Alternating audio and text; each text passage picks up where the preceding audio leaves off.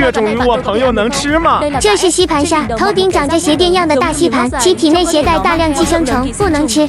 这种鱼我朋友能吃吗？不建议吃，这是厕所里的埃及唐诗，以排泄物为食，你朋友不嫌弃可以吃。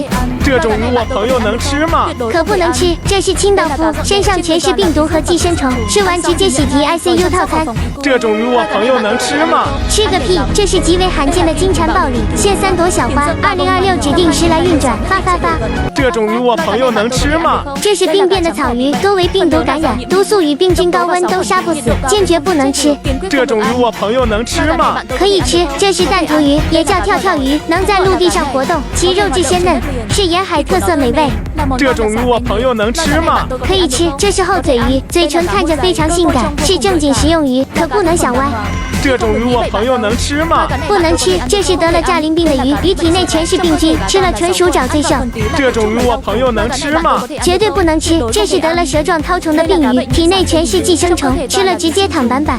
这种鱼我朋友能吃吗？能吃，这是非洲肺鱼，它能在陆地上用肺呼吸，没有水都能活1年，是非洲人民的最爱。这种鱼我朋友能吃吗？这是红狼牙虾虎鱼，能吃且能入药，营养丰富还便宜，约10元1斤。这种鱼我朋友能吃吗？可以吃，这是青鳗，是水中软黄金，贵州深山的大补之物，吃起来味道特别香。这种鱼我朋友能吃吗？这是水库蟹红卡住的死鱼，死了有段时间了，有变质的风险，最好别吃。